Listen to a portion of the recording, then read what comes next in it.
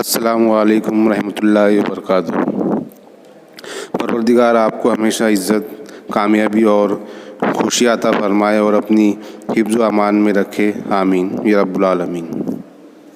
आज इस Urdu online class में आप तमाम का खैर मकदम है। आज हम नज़म नंबर 4 फुल नज़म का मुताला शुरू करने जा रहे हैं। तो आइए फुल नज़म का मुताला शुरू करते हैं। सबसे पहले शायर का तारुफ। फुल नज़म के फुल नज़म के शायर अल्लामा इकबाल है। उनका तारुफ देखते हैं कि उनका असल नाम मोहम्मद इकबाल तखल्लुस इकबाल। उनकी पैदाइश ईस्वी सन 1877 सियालकोट में, वफ़ात ईस्वी सन 1938 में हुई। उनकी मशहूर तसानीफ़ इल्मुल इक्तिसाद, इसरार खुदी, पयाम मशरिक़, बांगे दरा, जावेद नामा, बाले जिब्रील, ज़रबे कलीम और अरमगाने हजाज़ है। आप स्क्रीन पर देख रहे होंगे अल्लामा इकबाल की तस्वीर है और उसके साथ उनका एक मशहूर शेर भी लिखा हुआ है कि खुदी को कर बुलंद इतना कि हर तकदीर से पहले, खुदी को कर बुलंद इतना कि हर तकदीर से पहले, खुदा बंदे से खुद पूछे बता तेरी रज़ा क्या है।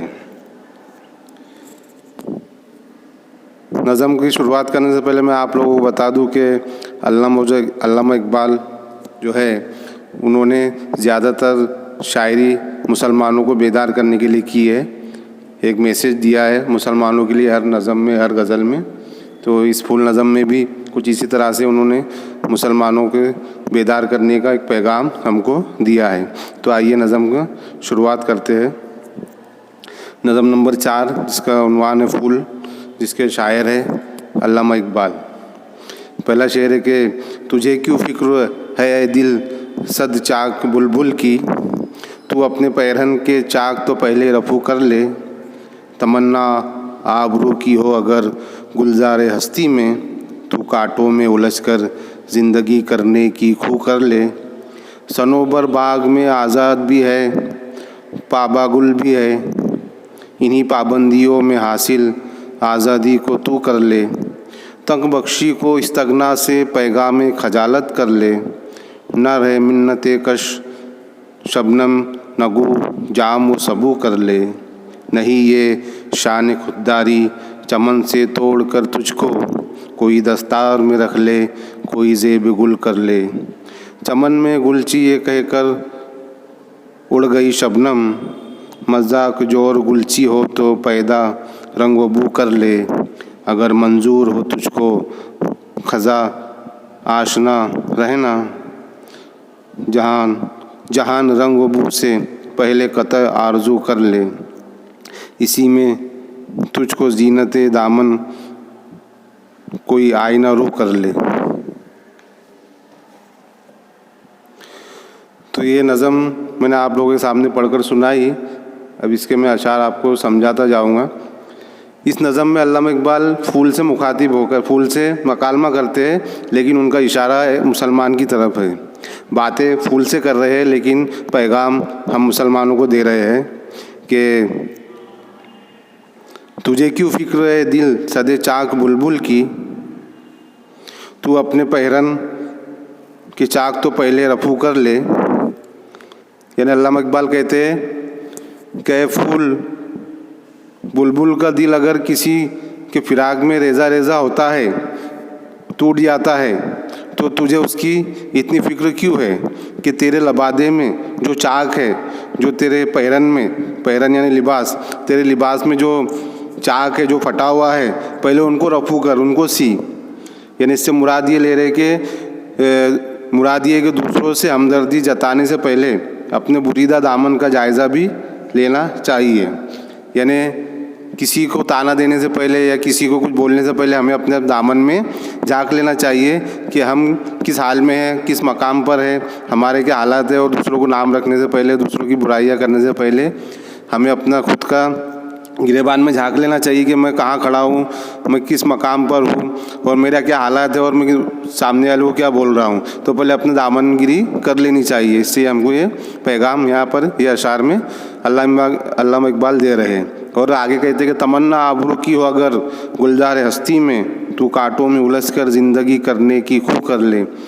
यानी कि तुझे अगर इस गुलजार हस्ती में आबरू और इज़्ज़त व वक़ार की ख्वाहिश हो तो इसके लिए ये लाजिम है कि कांटों के माबैन ज़िंदा रहने की आदत भी इख्तियार कर ली जाए। मुराद ये कि ज़िंदगी तो बेपनाह मुश्किलात से इबारत है, भरी हुई है। इसको बावकार तरीके पर गुजारने के लिए ये अम्र लाजिम है कि मुश्किलात से अहदा-बर होने की आदत डाल ली जाए। ये कामयाबी और कामरानी का वाहिद रास्ता है। यानी कि अल्लामा इकबाल मुसलमानों को कह रहे हैं कि अगर तू ज़िंदगी में कामयाब होना चाहता है तो जितनी भी परेशानियाँ, जितनी भी मुश्किलात आएगी उसका सामना कर, क्योंकि ज़िंदगी, इंसान की ज़िंदगी मुश्किलों और परेशानियों से भरी हुई है। अगर तू बावकार तरीके से इज़्ज़त हासिल करना चाहता है तो इस मुश्किलों और परेशानियों का सामना कर, यही तेरी कामरानी और कामयाबी का वाहिद रास्ता है। आगे कहते हैं कि सनोबर बाग में आज़ाद भी है, पाबा गुल भी है, इन्हीं पाबंदियों में हासिल आज़ादी को तू कर ले। यानी सनोबर एक दरख्त का नाम है, बहुत ऊंचा दरख्त होता है, वो बहुत ऊंचा होता है। ऊंचाई की वजह से वो आज़ाद भी होता है, लेकिन उसकी जो जड़ें होती है वो ज़मीन में बहुत दूर तक फैली हुई होती है, तो वो पाबंद भी है। एक तरह से वो आज़ाद होता है, लेकिन आज़ादी के साथ साथ उस पर पाबंदी भी है। तो सनोबर का दरख्त हर नौ फल से बेनियाज है, इसीलिए इस दरख्तों को आज़ाद तस्वूर किया जाता है। इस आज़ादी के बावजूद वो पाबंद भी है कि उसकी जड़ें ज़मीन में पेवस्त है। तो अल्लाह इकबाल कहते हैं कि तू भी सनोबर की तरह आज़ादी हासिल कर ले कि वो आज़ाद भी है और एक हद तक पाबंद भी है।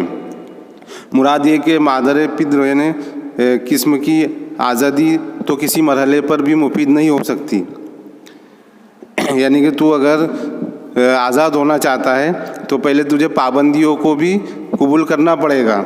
पाबंदियों के साथ रहकर आज़ाद हो जा, पूरी तरह से आज़ाद मत हो। और आगे अल्लाह इकबाल कहते हैं तंग बख्शी को इस्तगना से पैगाम खजालत कर ले, ना रहे मिन्नते का शबनम नगू जाम सबू कर ले। यानी अगर कोई शख्स तुझ पर सिर्फ नाम के लिए फैयाजी करता है, तेरी मदद करता है और तेरे पर एहसान जताता है, तो तुझे चाहिए कि तेरी अना का तकाज़ा ये है कि ऐसी फैयाजी को कबूल ना कर।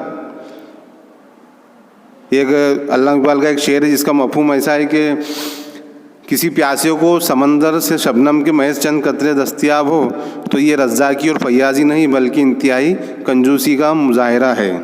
तो अगर कोई तुझको नाम के लिए और अपने बुलंद मर्तबे के लिए कोई तेरी मदद करता है, तुझे फैज़ पहुंचाता है, तो तेरी अना उसको गवारा नहीं करनी चाहिए, बल्कि अगर कोई तेरे पैमाने में कोई शराब के महज चंद कतरे डालना चाहता है तो उनको कबूल करने से कहीं बेहतर है कि तू अपना पैमाना उल्टा करके रख दे।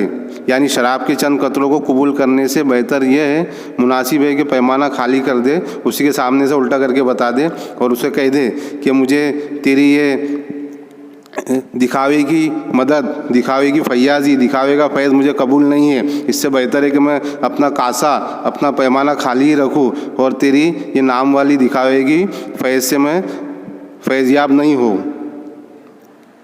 आगे कहते हैं कि नहीं ये शान खुददारी चमन से तोड़ कर तुझको कोई दस्तार में रख ले, कोई ज़ेब गुल कर ले। यहाँ एक बार फिर इकबाल फूल से मुखातिब होकर कहते हैं कि ये शान खुददारी नहीं कि बाग में जाकर कोई तुझको शाख से तोड़ ले और फिर कोई अपनी पगड़ी में लगा ले। दस्तार कहते हैं पगड़ी को, तो अपनी पगड़ी में लगा ले, तो कोई हार, गले का हार आपका जीनत बना ले। और शबनम इसको राज को गुंचे गुल पर मनकशफ करके उड़ गई कि अगर तुझे फूल तोड़ने वाले के जुल्म बर्दाश्त करने का हौसला है तो इसके लिए अपने दामन में रंग व बू पैदा कर ले। मुराद ये है कि गुलची तो महज फूल को उसी वक्त तोड़ने का ख्वाहिशमंद होता है जब वो उसमें रंग व बू खुशबू महसूस कर लेता है। तो ये फूल अगर तू चाहता है कि तुझे कभी खिज़ा से वास्ता ना पड़े तो फिर रंग व बू के उसूल से इज्तनाब कर, बल्कि इस इज्तनाब से कब्ल रंग व बू के उसूल की ख्वाहिश तर्क कर दे।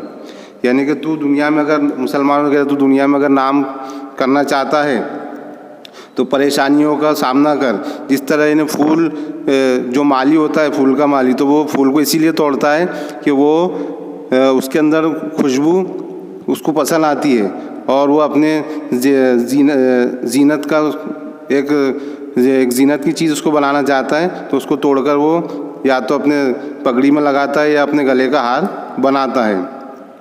तो यहाँ पर भी अल्लामा इकबाल मुसलमानों को कह रहे हैं कि अगर तू चाहता है कि तेरे पर कोई परेशानी नहीं आए तो तू भी तकलीफ़ों का सामना कर, मुसीबतों का सामना कर और अपने आप को ऐसा निखार दे और ऐसा निखार कि लोग तुझे भी दूर से देखकर तुझे भी पहचान लेंगे, ये मुसलमान है, ये हकीकी मुसलमान है।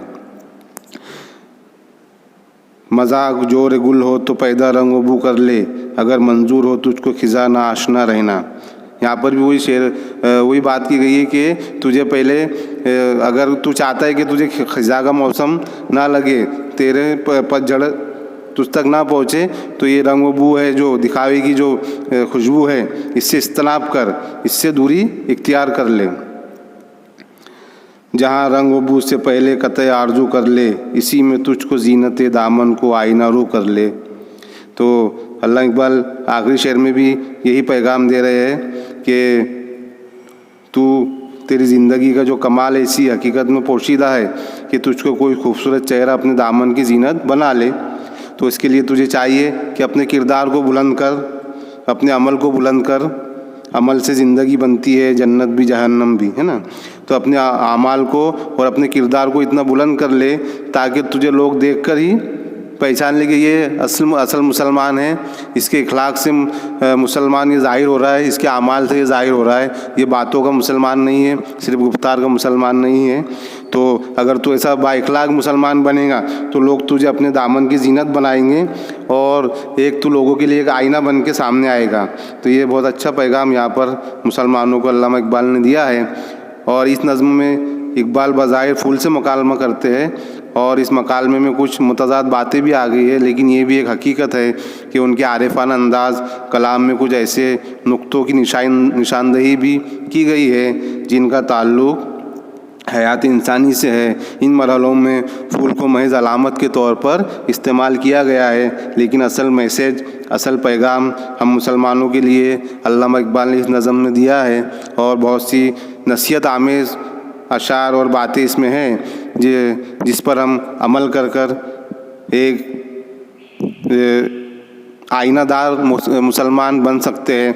एक लोगों के लिए एक नमूना, एक आईना, गैर मज़हब के लिए एक आईना बनकर हम सामने आ सकते हैं। क्या अगर हमारे आमाल और हमारे अखलाक हम बुलंद कर ले तो दीगर कौमें भी हमको देखकर मुतासिर होंगी और वो इस्लाम की कबूल करने की तरफ राग़िब होंगी और वो हैरत सोचेगी कि इतना अच्छा मुसलमान बाइखलाक और बाअमाल, तो हमारे अमाल और हमारे इखलाक को हम बुलंद कर लेंगे तो इंशाअल्लाह दूसरी कौमें भी हमसे वो सबक हासिल करेंगी और हमारे मज़हब को जानने की कोशिश करेंगी और इस्लाम की तरफ राग़िब होंगी।